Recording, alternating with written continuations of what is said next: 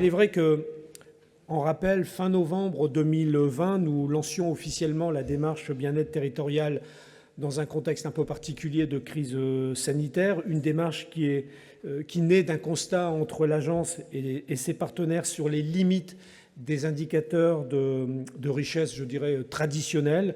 C'était une période de Covid qui a été une période singulière et qui a fait, ou pas, évoluer les aspirations des citoyens avec des territoires qui ont été mis à l'épreuve et un Covid qui a été révélateur et accélérateur avec un certain nombre de transitions qui ont pu être ou pas accélérées. Alors ce contexte nous a convaincus qu'il fallait renforcer notre résilience territoriale par rapport à ces crises, à des événements qui peuvent nous arriver de l'extérieur, notamment à travers une meilleure prise en compte du bien-être des habitants et surtout des usagers, ce qui est un peu notre quotidien également à l'agence. Moi j'essaie de résumer l'enjeu sous forme d'une phrase en fait. L'enjeu fondamental, l'objectif fondamental, c'est quoi? C'est assurer le bien-être de tous dans le respect des limites planétaires. Parfois, je résume ça sous le terme d'habitabilité territoriale, dans le sens habitabilité dans un double sens, c'est-à-dire il faut que les territoires soient habitables au sens je peux y habiter, c'est-à-dire je ne suis pas soumis à tous les risques, les dangers environnementaux, enfin voilà, habitable au sens propre du terme. Et puis habitable aussi parce que si j'habite là, je sais que je vais pouvoir couvrir mes besoins, que je vais pouvoir me loger, je vais pouvoir manger, je vais pouvoir me déplacer, je vais pouvoir accéder à l'emploi, etc., etc. Donc voilà, du point de vue de la sémantique, peut-être que, encore une fois, sans être arc-bouté sur le terme, mais c'était un peu, pour moi, il y a cette idée-là d'habitabilité territoriale, tenir ensemble les objectifs de bien-être de tous. C'est-à-dire, j'insiste fortement sur cet enjeu, effectivement, collectif, un objectif social, dans le respect des limites planétaires. Parce que donc, il ne faut absolument pas que la question du bien-être efface des sujets environnementaux. C'est fondamental. Et je pense qu'on peut quand même assez facilement converger vers cet objectif-là, collectif. Qu'est-ce qu'il faut qu'on fasse tous ensemble? Assurer le bien-être de tous dans le respect des limites planétaires. Pas tout à fait. Et donc ce serait, si on suit un peu ce que je dis, passer d'une obsession de la compétitivité à une obsession de l'habitabilité.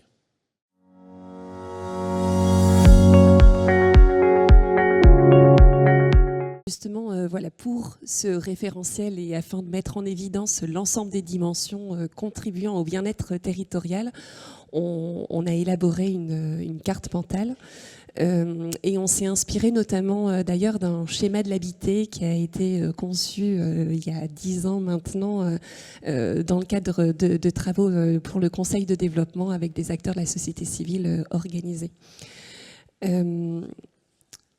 Donc, on a identifié de multiples dimensions et articulé en 3 grands piliers, finalement, 3 grands types d'éléments à prendre en compte pour appréhender le bien-être territorial. Et le premier fait référence à nos liens d'attache au territoire. En fonction de nos perceptions, nos représentations, de nos expériences, de notre vécu, on a des liens d'attache plus ou moins forts avec le territoire. On y est né ou on y est arrivé pour un travail, etc. Et puis finalement, on va être plus ou moins sensible au patrimoine, au cadre de vie et à tout ce qui fait l'identité territoriale du lieu. Et ça peut avoir un impact sur la manière dont on se sent bien ou moins bien, d'ailleurs, dans un territoire. Le deuxième grand pilier concerne la communauté de vie. Vivre dans un territoire, c'est avoir des liens sociaux avec les gens qui y habitent. C'est appartenir à une communauté de vie. C'est rencontrer, partager, échanger à l'occasion de marchés, de fêtes, de festivités. C'est aussi avoir l'occasion de s'engager, de s'affirmer dans le cadre du tissu associatif, dans des collectifs, par des initiatives citoyennes. C'est se sentir en sécurité, plus ou moins, avec les autres, dans sa ville, dans son quartier. Et c'est entretenir des relations avec les institutions de confiance ou plus de méfiance parfois. Voilà. Le dernier pilier qu'on a identifié renvoie plutôt à la notion de territoire de vie. Parce que vivre dans un territoire, c'est s'y loger, c'est s'y déplacer, y travailler, étudier, y pratiquer des activités, etc. Et donc ça va être très en lien aussi avec l'ensemble des équipements, des services, des aménités qui se trouvent dans un territoire, à la fois qu'on peut aussi appréhender en termes de diversité, de qualité, d'accessibilité, accessibilité physique, mais aussi parfois culturelle, etc. Et donc voilà, c'est l'ensemble de ces éléments qui vont intervenir. Et dernière clé de lecture qui nous semblait aussi importante à prendre en compte, c'est finalement la prise en compte des enjeux environnementaux. On a bien conscience qu'on doit intégrer les réflexions sur le bien-être territorial dans le contexte des enjeux des transitions des territoires et dans un contexte d'urgence climatique. Et donc finalement, poser cette clé de lecture, on s'est posé la question du bien-être territorial pour nous aujourd'hui, mais aussi pour les générations futures. Et ça nous permet finalement de réinterroger nos aspirations et ça peut permettre d'influencer aussi ce qu'on met derrière chaque dimension quand on se met dans cette projection pour les générations futures.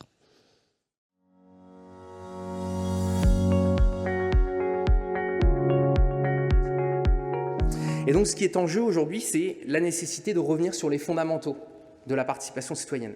Les fondamentaux. Et les fondamentaux, là j'en ai listé rapidement 3, parce que ça me semble être vraiment les plus importants. Le premier, c'est réussir à passer du je au nous, c'est-à-dire de répondre aux besoins individuels de sécurité, de confort, pour réussir à emmener le je vers le nous, vers le collectif.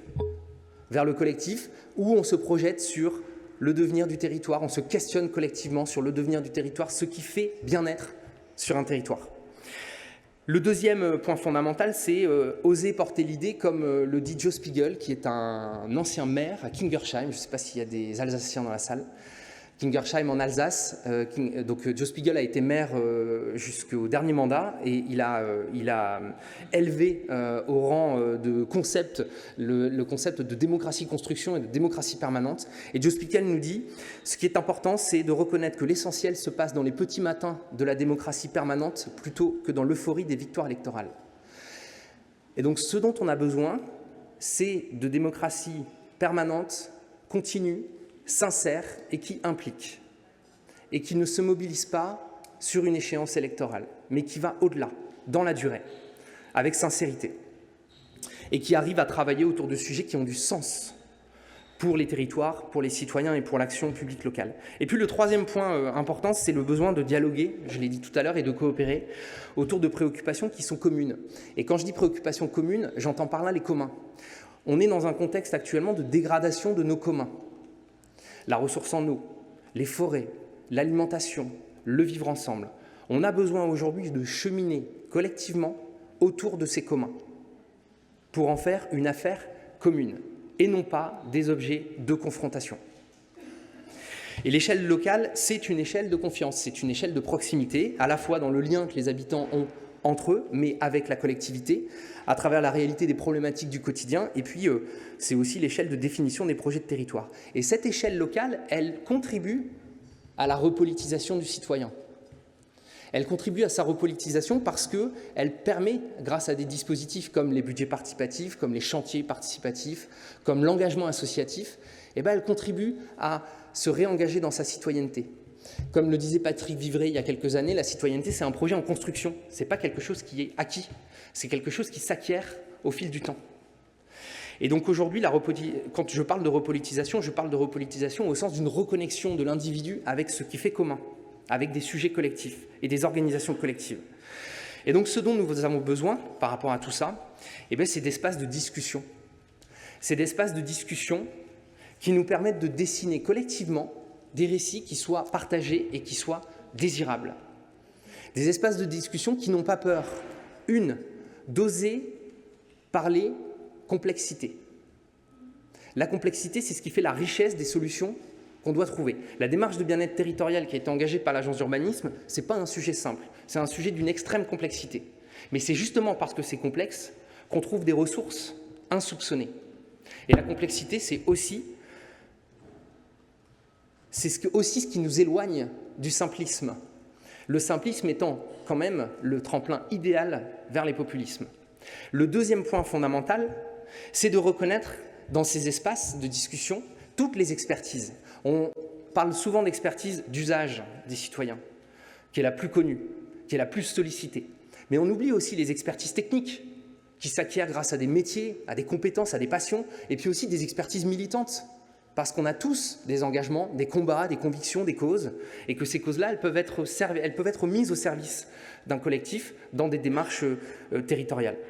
Et donc accorder à la participation l'importance qu'elle mérite dans les projets et dans la conception des politiques publiques, et même jusqu'à leur évaluation, c'est finalement accorder de l'importance à une chose, c'est l'envie de coopérer. Ce n'est pas uniquement de dialoguer, c'est de coopérer. C'est accorder une importance et une détermination à vouloir coopérer, faire œuvre commune pour le territoire ou pour une cause, pour un objet.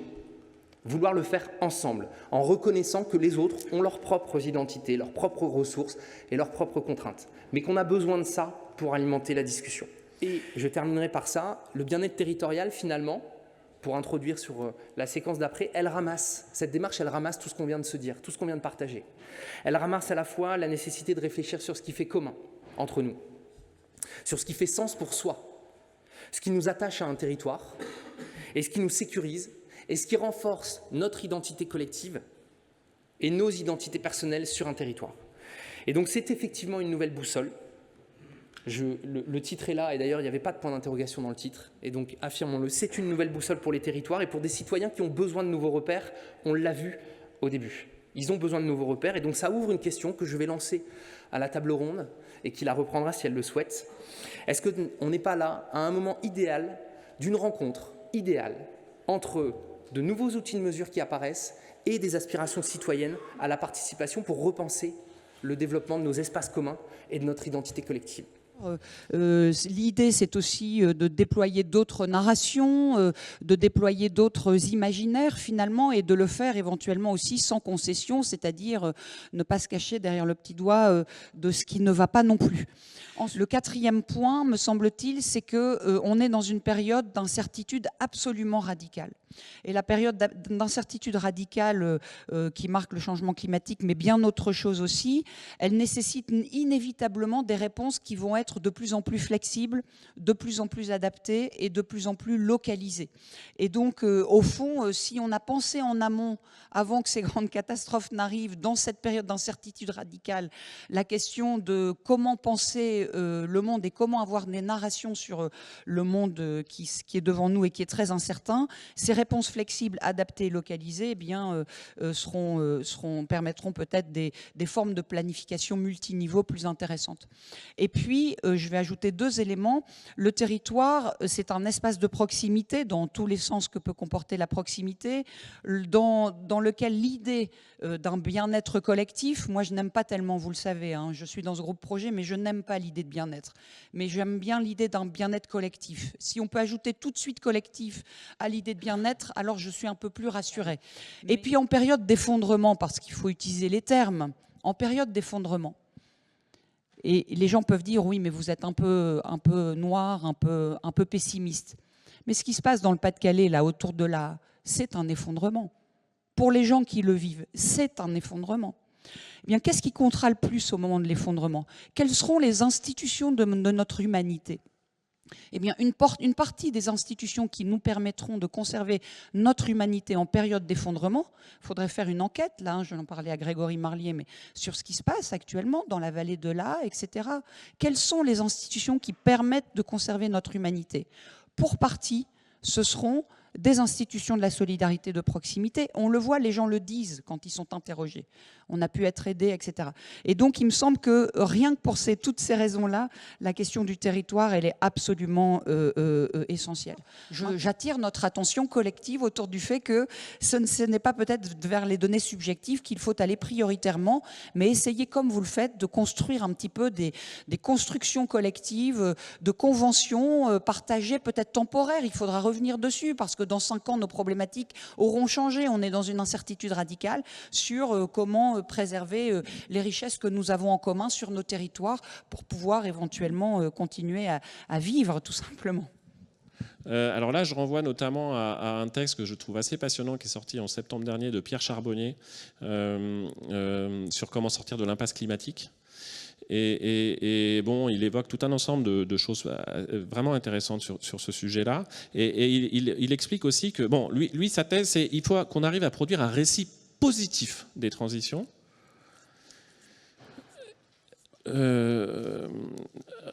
Raconter ce qui se fait, etc. Peut-être j'y reviendrai tout à l'heure. Bon, et il dit qu'il faut absolument qu'on sorte d'un danger qui nous menace, c'est peut-être dans lequel on est plongé, d'une guerre culturelle. On est sans doute aujourd'hui là aux prises. En tout cas, il y a un danger, et notamment lui, ce qu'il appelle la coalition fossile, transformer le sujet du but à atteindre là, une espèce de guerre culturelle qui opposerait en gros, pour faire vite, il le dit un peu comme ça, je reformule. Les personnes, voilà, le peuple localisé dans les territoires ruraux qui aiment voilà, les barbecues et qui se déplacent en bagnole, aux bobos urbains qui mangent pas de viande, végétariens ou véganes, et qui se déplacent en vélo cargo. La guerre culturelle, c'est ça. Ce qu'il dit dans le texte, c'est un peu l'opposition Roussel-Rousseau, quoi. Lui, alors certains disent, bah oui, il y a cette guerre et il faut arriver à gagner, quoi. Et d'autres disent, et lui, c'est le pari qu'il fait, moi c'est plutôt comme ça que je me positionnerais, non, sortons de cette guerre. L'enjeu, c'est de sortir de ça, d'arrêter de stigmatiser certains comportements et simplement se dire comment on peut faire évoluer le système pour faire bouger les modes de production, de consommation, de circulation, et que pour que ceux qui adoptent des comportements qui sont problématiques du point de vue des enjeux environnementaux soient incités à faire autre chose. Ne pas stigmatiser en disant « non mais n'importe quoi, tu vas bosser en voiture ». Non. Se dire « mais c'est quoi les alternatives qu'on offre aux personnes ?» Alternatives qui doivent être financièrement préférables et qui doivent être plus pratiques. Parce qu'il y a tout un ensemble de contraintes dans lesquelles sont situés les acteurs et qui font qu'ils ont de bonnes raisons d'utiliser la voiture dans tout un ensemble de cas, etc. Donc il y a quand même un vrai sujet sur est-ce qu'il y a un consensus possible, ou en tout cas voilà, un compromis. Alors il ne s'agit pas de convaincre 100% des gens, mais la majorité, quoi. Est-ce que c'est possible d'enrôler suffisamment de personnes pour partager cet objectif collectif?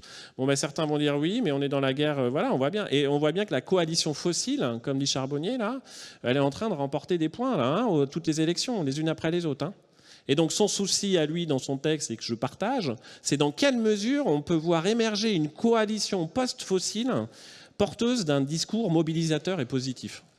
Il y a cet enjeu-là, quoi. Enrôler les gens, comment enrôler les personnes, mais en leur racontant ce qui se passe, ce qu'il y a à faire, et en disant on peut aller vers du bien-être et vers un accroissement du bien-être.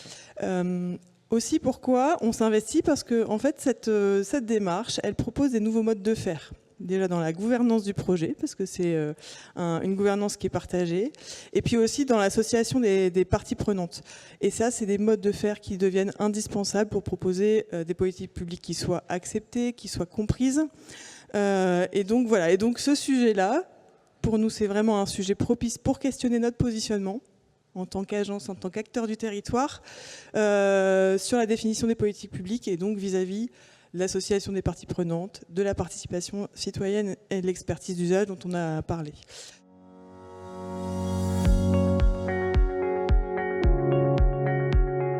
Je pense qu'on peut distinguer la notion de bien-être de celle de besoin, parce que les besoins pour partie sont perçus, et que sans doute certains considèrent qu'ils ont un besoin énorme de manger beaucoup de viande, que d'autres considèrent qu'ils ont un besoin énorme de conduire un SUV d'une tonne 5. Bon, donc est-ce que vraiment ça contribue à leur bien-être? Il faudra interroger. En tout cas, il peut y avoir des décalages entre besoins perçus et bien-être. Et puis distinguer le besoin du moyen à mobiliser pour couvrir ce besoin. C'est un autre point qui me semble fondamental. On a tendance aussi en termes d'action publique à aller trop vite sur l'offre sans réinterroger le besoin, sans partir du besoin utilisateur. Je vais prendre un exemple tout simple. Les individus, parfois, pour se déplacer, ce dont ils ont besoin, enfin le besoin, c'est quoi? C'est un besoin de mobilité. Ils n'ont pas besoin forcément d'une voiture ou d'un train ou d'un bus ou d'un vélo. Ils ont un besoin de mobilité. Et donc l'enjeu notamment, pour bien-être de tous dans le respect des limites planétaires, ça va être de comment on peut continuer à couvrir ce besoin de mobilité mais peut-être en substituant certains moyens mobilisés pour couvrir ce besoin à d'autres. Comment on peut réduire l'utilisation de la voiture individuelle pour aller sur du transport collectif, par exemple, etc. On n'altère pas le besoin, mais on modifie le moyen d'eux. Donc, à mon avis, ces distinctions-là peuvent avoir du sens parce que ça peut dire, à besoin donné constant, comment je change les moyens mobilisés, ou alors, comment je peux éventuellement faire évoluer des besoins qui sont perçus parce qu'il y a des enjeux d'information, d'éducation, d'information sur les problématiques environnementales auxquelles on est confronté, etc. Pour faire bouger les besoins sans que, à la limite, faire baisser des besoins, mais sans que ça n'altère forcément le bien-être des personnes. Et puis, est-ce qu'il faudra aller jusqu'à, et à la limite ce serait le point à éviter, parfois aussi aller vers une évolution des comportements qui détériorerait le bien-être de certains. Problème. Je ne sais pas, je n'ai pas la réponse. En tout cas, je me dis que l'enjeu, sans doute, c'est de continuer à justement atteindre cet objectif bien-être de tous dans le respect des limites planétaires, en essayant de ne pas altérer le bien-être de l'ensemble, individuel et collectif, c'est-à-dire plutôt en jouant sur les moyens mobilisés pour couvrir les besoins, en jouant sur l'évolution éventuellement des besoins. Et puis voilà. Si on est d'accord avec ce que j'ai dit juste avant, sur l'idée qu'il y a ce fait territorial là, fort, quels que soient les sujets, est patent, et il faut le prendre en compte, ça signifie donc qu'un préalable à l'action, c'est la production de connaissances. Si ce qu'il y a à faire diffère d'un endroit à l'autre, il faut que je documente les contextes territoriaux. Je ne peux plus me satisfaire d'une politique inventée quelque part, générique, qu'on va déployer partout. Donc il faut produire de la connaissance utile. Et si on est d'accord sur l'idée qu'un objectif fondamental, c'est un objectif de bien-être de tous dans le respect des limites planétaires, ça veut dire que ce qu'il faut documenter, c'est ça. Et donc, il faut s'interroger sur quel est l'ensemble des dimensions du bien-être.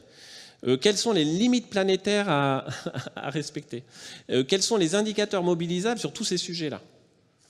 Et quelle analyse on en fait pour évaluer la situation de chacun des territoires sur chacune des dimensions. Et donc derrière, se dire, quelle action je dois mener. Vous voyez un peu le processus. C'est un processus ultra complexe. Ça, c'est sûr.